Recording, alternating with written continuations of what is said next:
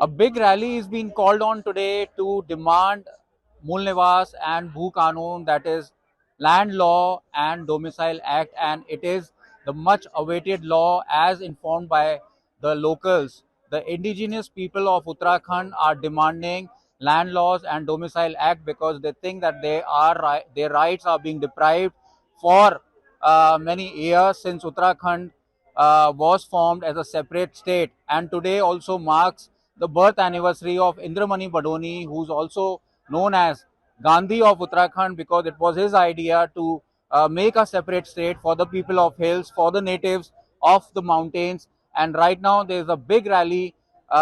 You can see at my behind that people are still walking to join the rally. On the other side, there is a big chunk of police mob and crowd joining in. Large crowd are participating in the rally, and they are marching towards the Shaheed Sthal, which is an area which is a spot where the Uttarakhand's agitators are being paid homage, and over there they will assemble and gather in large numbers, and still people are thronging in large numbers from across many areas to mark their presence in such a big revolution being called in today. We are also joined by some of the known activists and journalists from Uttarakhand. Let's speak to them. I have Rajinder Rawat with me, who's a known journalist from Uttarakhand. Let's speak to him first, what he thinks about the idea of भू कानून and land law. Sir, आज काफी मात्रा में लोग एकत्रित हुए हैं, काफी समय बाद इतनी भीड़ देखने को मिली है, क्या सोचते हैं आप? इसके पीछे हाई कोर्ट का एक आदेश है। हाई कोर्ट ने कहा कि आपको उत्तराखंड में जहां कहीं अतिक्रमण है आप उसको हटाइए। उत्तराखंड की सरकार ने देहरादून, हरिद्वार, उधम सिंह नगर में जो 22-23 लाख लोग अवैध कब्जा करके यहाँ की नदी नाले खालों को कब्जा कर बसे हुए, उनको बचाने के लिए एक अध्यादेश लेकर आई। और उसी हाई कोर्ट के आदेश के बाद टिहरी, उत्तरकाशी, पौड़ी, चमोली, रुद्रप्रयाग, पिथौरागढ़, चंपावत, बागेश्वर के जो हजारों हजार हमारे लोग जिन्होंने छोटे छोटे होटल, ढाबे, खोमचे खोलकर अपना एक स्वरोजगार खड़ा किया था, वहां बुलडोजर चला दिया। उत्तराखंड के आदमी को लगा कि ये राज्य किसके लिए मांगा गया था? क्या उन लोगों के लिए मांगा गया था जो कब्जा करके बैठे? अगर अतिक्रमण है तो अतिक्रमण यहाँ के लिए भी बराबर है, वहां के लिए बराबर है। आप हाईकोर्ट के आदेश पर यहाँ के लोगों को कैप लगाकर बचाने का काम करेंगे और पहाड़ के लोगों को जानने का, उन लोगों को जानने का काम कर रहे हैं जो आपका फ्री ऑफ कॉस्ट राष्ट्र की सुरक्षा में वहां लोग लगे में। इस प्रदेश के जो साधन और संसाधनों पर है आज जो डाका पड़ रहा है, 15 साल से जो आदमी यहाँ बैठा है वो आदमी विधायक बनने के लिए काबिल हो गया। जो मूल निवासी है उसकी कोई बारी नहीं आ रही है। 5 बड़े मेडिकल कॉलेज यहाँ पर हैं, 500 सीटें हैं, 85% स्टेट कोटा है, और उस कोटे में कौन लोग भर्ती हो रहे हैं? वो लोग जो बाहर से आकर यहाँ बसे, उन्होंने अपना जो अस्थायी प्रमाण पत्र बनाया, उनके बच्चे सेलेक्ट हो रहे हैं। जो लोग पहाड़ के लोग वहां बसे हुए हैं, जो फंसे हुए हैं, जो आज भी देश की रक्षा में खड़े, उनकी कोई बारी नहीं है। एम्स अस्पताल में आप चले जाइए, पहाड़ से आने वाले लोग 4-4-5 दिन तक नंबर नहीं आ रहा है ओपीडी में। यहाँ जो सीमावर्ती राज्य उत्तर प्रदेश और हिमाचल के जो लोग हैं वहां उनका इलाज हो रहा है। हमारा आदमी जाए तो जाए कहां? और जब नौकरी में बारी नहीं आती, नौकरी में जब नंबर आता है तो फिर वही आता है कि 15 साल वाला अस्थायी प्रमाण पत्र किसके पास है? ये वो गंभीर सवाल है कि 20-22 साल के बाद स्थिति ऐसी आ गई है कि जिस सरकार के पास प्रचंड बहुमत है, जिस सरकार को आज ये तय कर देना चाहिए था इस प्रदेश की अस्थायी राजधानी कौन सी है। मूल निवास का बेस क्या होना चाहिए आपके हिसाब से? किस तरह से आप देखते हैं मूल निवास को? इसका बेस किस तरह से होना चाहिए, क्योंकि डोमिसाइल एक्ट और मूल निवास कहीं ना कहीं इंटर रिलेटेड है, और इसका बेस किस तरह से होना चाहिए कि जो कानून बने वो ज्यादा जो पहाड़ के जो लोग हैं, जो पुराने यहाँ के रहने वाले लोग हैं, जिनके लिए उत्तराखंड को बनाया गया था, वो जब लागू हो तो सीधे उनको बेनिफिट हो। ये राज्य भिक्षा में नहीं बना, किसी की कृपा के आधार पर नहीं बना। 44 लोगों ने शहादत दी, लाठी गोली खाई, जेल गए, भारी प्रताड़ना झेली, उसके बाद ये राज्य मिला। और ये राज्य किस ग्राउंड पे था कि हमारे लोगों को रोजगार चाहिए। हमारा आदमी कब तक बर्तन धुलने के लिए दिल्ली, पंजाब, हरियाणा और महाराष्ट्र में जाएगा? ये था कि हमारा अपना राज्य होगा, अपने विधायक होंगे, अपने जनप्रतिनिधि होंगे, वो हमारे हितों की रक्षा करेंगे। यहाँ के साधन, यहाँ के संसाधनों पर पहला हक यहाँ के मूल निवासी का होगा।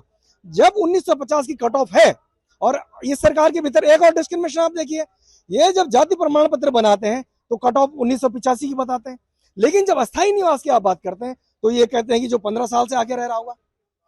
आपने दिल्ली से देहरादून का हाईवे बना दिया, आप कहते 2.5 घंटे में वहां का आदमी आएगा। वो क्या करने आएगा? वो यहाँ की जमीनों को ग्रैब करने आएगा।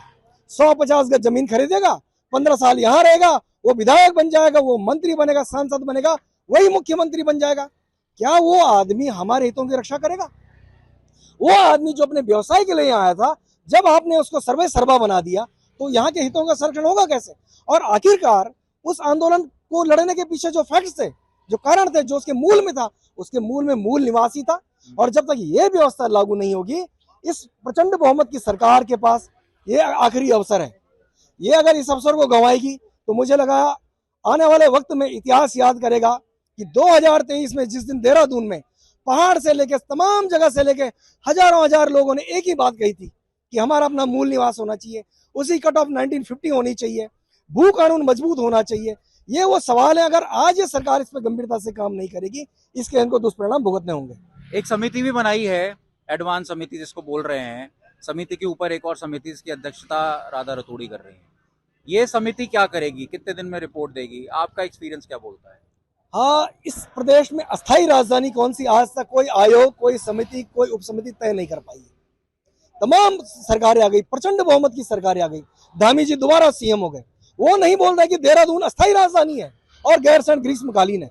आप एक लाइन नहीं खींच पा रहे हैं। रायपुर में तीसरा विधानसभा भवन और सचिवालय बनने जा रहा है, ये नहीं बता रहे कि अस्थायी राजधानी कौन सी है। 23 साल हो गए और ये पता ही नहीं कि राजधानी कहाँ है। इस प्रकार की जो समितियां, उप समितियां और तमाम तरह की जो कमेटी समय समय पर बनती रही हैं, ये सिर्फ भटकाने का विषय है। इनके पास अवसर है, जन भावनाओं को समझें।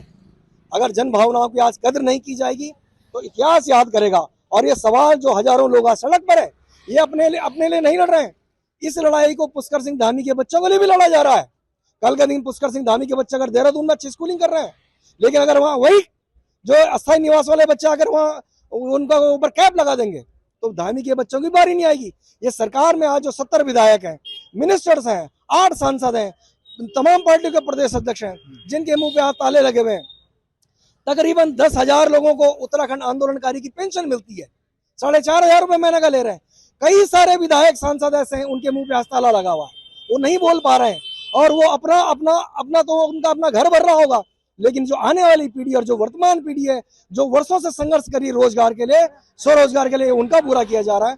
ये एकमात्र अवसर है कि सरकार को इस पर ठोस निर्णय करना चाहिए, और नहीं करेगी तो इसके दुष्परिणाम होंगे। बहुत बहुत धन्यवाद, आपने सवालों का जवाब दिया। So the big fight is on, and the locals, along with the agitators who fought to create a separate state of Uttarakhand in the decade of 90s, are also joining this big fight, and a massive rally of more than 4,000 people is moving towards the collectorate where the Shaheed Sthal is also situated. They will pay homage to the slain agitators of the martyrs of the separate state of Uttarakhand who laid their lives.